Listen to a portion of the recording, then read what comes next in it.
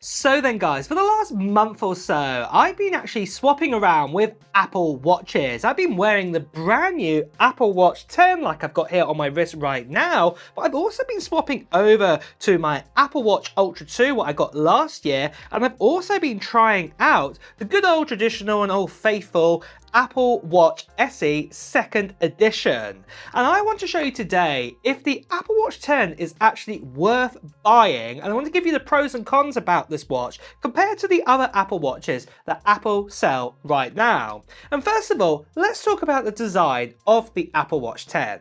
Now, Apple have claimed that the new Apple Watch 10 is a whole new design and that this new design is 10% thinner than any other Apple Watch they've made in the past, and in fact, it's actually the slimmest Apple Watch they've ever made. And then to go along with that, for a normal Apple Watch, not an Ultra model, this is the largest display that they've ever put on one of these watches. And I'm going to be honest with you, wearing this Apple Watch, it definitely is sleek. I definitely like the larger display and it doesn't feel too much bigger.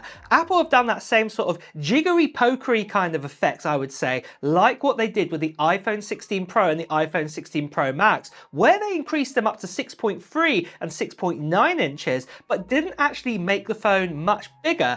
Apple have kind of done the same thing here with the Apple Watch Series 10. The screen goes right to the edge even more than the previous Apple Watch 8 and the Apple Watch 9, and then it is actually slightly bigger. But one thing that does actually benefit along with that is actually the watch is actually, like I said, 10% thinner, and even though you can't see it properly here on this video, but when you're actually wearing it, you can actually see it's definitely a slimmer design watch. And to be honest, like this 46mm, the bigger option I've got right here, you can see here even on my wrist, it's not actually taking up too much space. It's not intruding, it's not going over, and it's even not even bulking out that much over on top of my wrist here. It feels just like a normal watch, to be honest. And to be honest, I've got to give Apple full credit here for this on their actual design. So then guys, just quickly, I don't know if you've noticed, but I've been wearing something on me in my last few videos that have made my sound even better, like on this video that you've been hearing today. And that is this little microphone that's sitting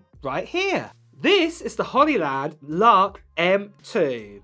And the great thing that I love about this microphone, as you can see right here, that it is tiny. It is like button small and it's incredibly light. In fact, this only weighs 9 grams. That's how much one of these weighs. What is absolutely amazing. And then when you're finished with them, you actually get 2 of them, as you can see here in this case, and also the receiver too. You can actually record up to 10 hours on one of these single microphone transmitters. And then to fully charge it back up to maximum, it takes about 1.5 hours. And then this actual pack here gives you a total of around about 40 hours too. So this is incredible. And in fact, this microphone set, I'm actually going to be taking it to CES when it happens in 2025 in January time.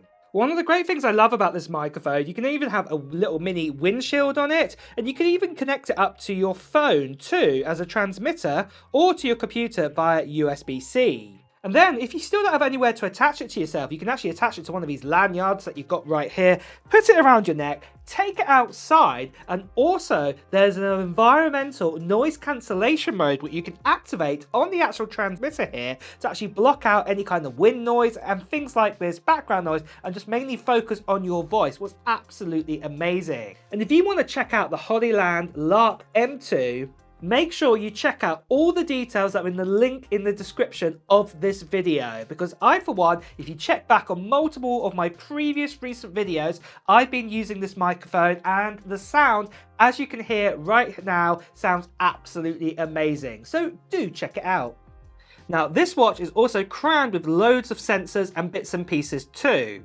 It now has the new depth gauge up to 6 meters and also a water temperature sensor. It's also easier to look at the display on this watch at different angles. Apple claiming this is 40% better than the previous Series 9, for example. But there's also features like sleep apnea notifications, what Apple spoke quite a lot about at their keynote. But this is where I think, after saying that all of the features on the Apple Watch Series 10 starts to go downhill. Yes, it is the slimmest watch out there. Yes, it's got a very good display as well. But the thing is, everything I've just said there, you can do exactly the same on the Apple Watch Ultra 2. And you know, that gets me thinking here, what's the point in buying myself an Apple Watch Series 10 if my Ultra 2 can do exactly the same? So like I said, that sleep apnea feature, well, that's coming out on the Ultra 2. We also have the depth gauge, except for that the actual Ultra 2 can go up to 40 meters, and also the water temperature sensor too. But I think what tops this watch out to be even better than the Series 10 is to do with battery life. Now, with Apple making the new Apple Watch Series 10 slimmer, but then also making the screen larger, they didn't actually increase the battery life. It's the same battery life as the Series 9 and the Series 8, up to 18 hours. Where with an Apple Watch Ultra 2, you actually get up to 36 hours with one of these watches instead. What is double the amount of battery what you can get in this watch. Well, it's just absolutely crazy that Apple have not decided to increase the battery inside of this watch here when they could have done that and actually kept the thickness exactly the same. But they decided, no, we're going to keep the battery life exactly the same, and if you do want larger battery life, you've got to buy yourself an Ultra watch. Now, the Ultra 2, in my opinion, is actually a superior watch to the Series 10. And you know, at the end of the day, we didn't even get an update to the Ultra 2. We got the brand new color, as you can see right here, and obviously I'm not bothered to buy this color because I'm happy with my natural titanium color that I have right now. I can't see any point in getting that, but obviously if you do want to get that gray color, it does look pretty cool, to be honest.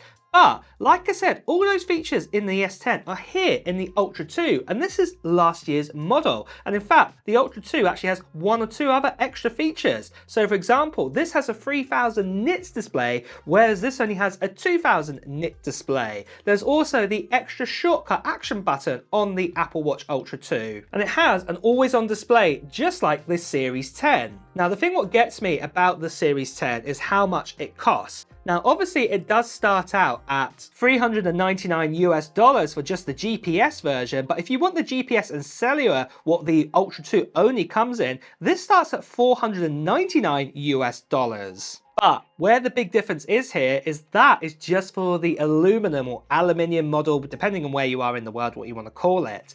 But if you actually wanted the titanium model, well, that's a completely different story. If you picked any titanium finish, as you can see here, and then picked the larger screen face, so the 46mm option, you can see that this Apple Watch Series 10 starts at $749, what is quite expensive. But then the Apple Watch Ultra 2, guess how much this costs? Picking either the natural or black color and then going for a standard alpine loop like I have right here, the actual Apple Watch Ultra 2 starts at $799. That is $50 more than the titanium version of this watch, yet you're going to get double the amount of battery life, you're going to get exactly all the features, and if you're a scuba diver or something, well actually you can go further in depth with this watch. To me, the Apple Watch 10 is a bit of a weird one to come out in titanium. Why would you pay that much for this watch when, you know, the Ultra 2 can do exactly the same and in fact can do a little bit more? What is really, really confusing from my angle just to pay $50 more to get this. Now I know what you're going to say, well the Apple Watch Series 10 does have the S10 chip inside of it, but to be honest, we've been told that the S9, the S10 in speed comparisons, there's really nothing in it whatsoever. In fact, the S10 is just a smaller package version of the S9, just made a little bit more slimmer. Think of it a bit like, you know, when the PlayStation 4 came out and then the PlayStation 4 Slim came out, they actually just made it a bit smaller, and it's the same idea here. They've just got the same package, made it a little bit smaller and put it into the watch, but really getting the same amount of speed. So really again, having the Apple Watch Ultra 2 to me is a better buy. So then to continue, how about the Apple Watch SE 2nd generation? Where does this fit into all of this? Well, this watch got updated only 2 years ago, and it retained the exact same design as the previous Apple Watch SE. And this design is based on the Apple Watch Series 4 essentially. Now obviously this watch is missing more features than the Apple Watch Ultra 2 and also the Series 10. So for example, you don't get an always on display with this watch. You also don't get ECG monitoring or the new sleep apnea feature, and of course you don't get that water depth gauge sensor either, even though it is still waterproof up to 50 meters. Also something else what is missing is the blood oxygen app or the blood oxygen sensor, and to be deadly honest, if you're living in America right now, you probably don't have access to this anyway because of some sort of lawsuit going on with that.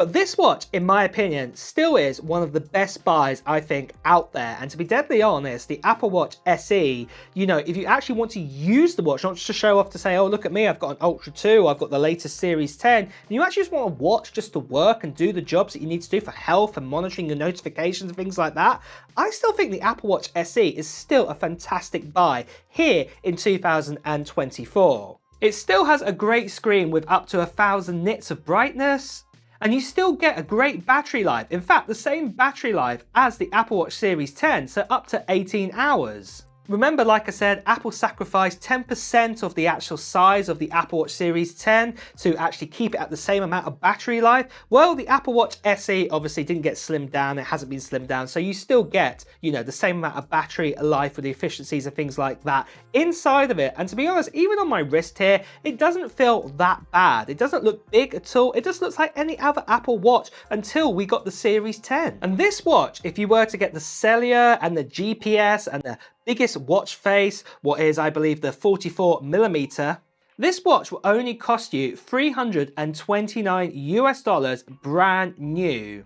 That is over half the price of either the Series 10 in titanium or definitely the Ultra Watch 2, and yet, you know, it's still giving you a great 18-hour battery life. To me, comparing this to the Ultra 2 for half the price, that is more like it. This is where it's becoming a fair comparison between both these phones. Half the price, half the battery life, you know, half the features I would say are missing, but yet still gets the job done. This here is better why I would say the Ultra 2 costs like double the amount of a SE. It makes more sense here. Whereas the Series 10 to me just doesn't make a lot of sense at the moment with it. And to be deadly honest, what I would personally say is that if you are looking to have an updated Apple Watch, and if you want the slimmest and, you know, the nicest looking kind of Apple Watch and one just to hang around with you, not getting caught on your clothes or anything, yeah, the Series 10 is worth it. But personally, I'd get the aluminum or the aluminium. I wouldn't get the titanium personally of this. It's just not worth the price.